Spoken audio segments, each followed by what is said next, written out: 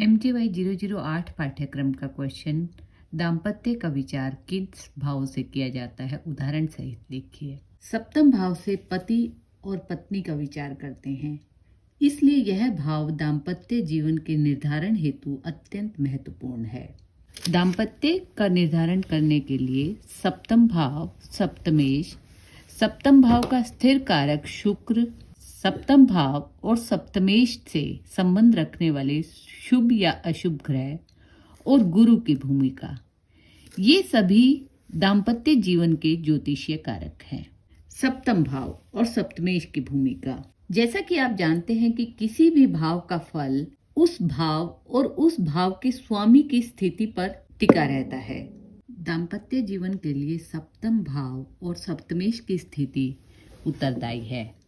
सप्तम भाव, सप्तम भाव यदि अपने स्वामी से युक्त या दृष्ट हो, या सप्तम भाव में शुभ ग्रह बैठे हो या शुभ ग्रहों की दृष्टि हो। सप्तम भाव से केंद्र अर्थात 1, 4, 7, 10 और त्रिकोण 1, 5, 9 में शुभ ग्रह हो, तो इन सब स्थितियों में सप्तम भाव के फल की वृद्धि होगी, अर्थात दाम्पत्य जीवन सुखमय होगा। और यदि सप्तम भाव पाप ग्रहों से युक्त या दृष्ट हो, सप्तम भाव सप्तमेश से युक्त या दृष्ट न हो, सप्तम भाव में षष्ठेश, अष्टमेश और द्वादशेश अर्थात त्रिक भावों के स्वामी स्थित हों, या फिर सप्तम भाव से केंद्र या त्रिकोण में पाप ग्रह हो, इन सब स्थितियों में सप्तम भाव के फल का नाश होगा और दाम्पत्य जीवन सुखमय नहीं होगा। इसी प्रकार हम सप्तमेश की स्थिति देखते हैं कि सप्तमेश यदि मित्र ग्रह की राशि में हो, यदि अपनी उच्च राशि में हो, या सप्तमेश अपनी ही राशि में स्थित होकर त्रिकोण स्थान पर बैठे, तो इन सब स्थितियों में सप्तम भाव के फल की वृद्धि होगी और दाम्पत्य जीवन सुखमय होगा। सप्तमेश यदि नीच राशि में हो, सप्तमेश शत्रु ग्रह की राशि में हो, या सप्तमेश त्रिक भाव में बैठा हो, तो सप्तम भाव के फल की हानि होगी, वह दाम्पत्य जीवन सुखमय नहीं होगा। अब हम सप्तम भाव के स्थिर कारक जो कि शुक्र ग्रह है, उसकी भूमिका को भी देखते हैं। शुक्र को पत्नी और काम कला का कारक माना गया है, इसलिए शुक्र को मदन की संज्ञा भी देते हैं। पत्नी, वाहन, आभूषण, काम, क्रीड़ा, व्यापार और भोग का विचार शुक्र ग्रह से किया जाता है। सप्तमेश और शुक्र की युति काम भावना के लिए उत्तरदायी है। शुक्र ग्रह यदि सप्तम भाव में बली अवस्था में हो, तो जातक की स्त्री सौभाग्यशाली और धन से संपन्न होती है। सप्तमेश यदि नीच राशि में हो तथा शुक्र षष्ठ भाव या अष्टम भाव में हो, तो जातक की पत्नी या पति का 19वें या 33वें वर्ष में निधन होता है। अब हम दाम्पत्य जीवन में गुरु की भूमिका को भी विचार करते हैं। गुरु सर्वाधिक शुभ ग्रह है और सुखमय दाम्पत्य जीवन के लिए गुरु की भूमिका अत्यंत महत्वपूर्ण है। सप्तम भाव यदि गुरु से युक्त या दृष्ट होगा, तो जातक पर स्त्री रत नहीं होगा और यही सफल दाम्पत्य जीवन का आधार है। ऐसे जातक की स्त्री गुणवती और बहुपुत्रदा होती है। बलवान गुरु यदि अपने मित्र ग्रह के नवांश में स्थित हो, तो जातक का केवल एक विवाह होता है।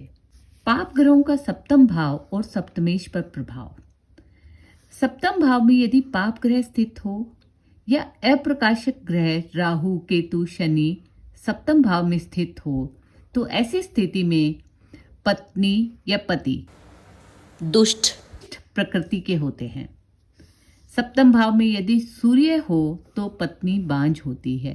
सप्तम भाव में यदि क्षीण चंद्रमा हो तो पत्नी व्यभिचारिणी होती है। इसी प्रकार सप्तमेश यदि अशुभ भाव में हो, या सप्तमेश पाप ग्रह की राशि में हो, या सप्तमेश पाप ग्रहों से युक्त और दृष्ट हो, तो ऐसी स्थिति में दाम्पत्य जीवन सुखमय नहीं होता है। पाप ग्रह यदि 7वें और 12वें भाव में हो और क्षीण चंद्रमा 5वें भाव में हो, तो ऐसा जातक भार्या के अधीन होता है और अपने कुटुंब से विरोध लेता है, तो इस प्रकार दाम्पत्य जीवन कलह युक्त होता है। सुखमय दाम्पत्य जीवन के लिए सबसे अधिक महत्वपूर्ण बात यह है कि आप जिससे विवाह करते हो वह सच्चरित्र हो और सुशील हो और छोटी मोटी गलतियों को लेकर विवाद की स्थिति उत्पन्न न करे। दाम्पत्य जीवन में और महत्वपूर्ण बात है पारस्परिक प्रेम और आदर की भावना और पारिवारिक सामंजस्य। आज के युग में सामाजिक मूल्य बहुत तेजी से बदल रहे हैं, इसलिए व्यक्ति का चरित्र ही परिवार या समाज का निर्माण करता है। इस प्रकार यदि हम देखें तो सप्तमेश यदि उच्च राशि या अपनी राशि में हो, सप्तम भाव शुभ ग्रहों से युक्त या दृष्ट हो और लग्नेश बली होकर 7वें भाव में बैठे तो ऐसी स्थिति में पत्नी या पार्टनर सद्गुणों से संपन्न होता है और सफल दाम्पत्य जीवन रहता है। कष्टमय दाम्पत्य जीवन के योग भी शास्त्रों में वर्णित किए गए हैं। यदि गुरु नीच राशि में सप्तम भाव में हो तो ऐसे जातक की पत्नी मर जाती है और ऐसी स्थिति कर्क लग्न की कुंडली में संभव है। यदि सप्तम भाव में मीन राशि में शनि हो तो ऐसी स्थिति में भी जातक की पत्नी मर जाती है और यह स्थिति कन्या लग्न की कुंडली में बन सकती है।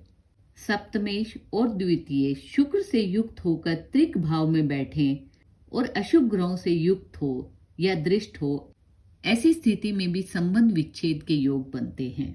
इस प्रकार हम सप्तम भाव, सप्तमेश, गुरु और सप्तम भाव के स्थिर कारक शुक्र और सप्तम भाव पर शुभ और अशुभ ग्रहों के प्रभाव के अनुसार दाम्पत्य जीवन के बारे में विचार करते हैं। धन्यवाद।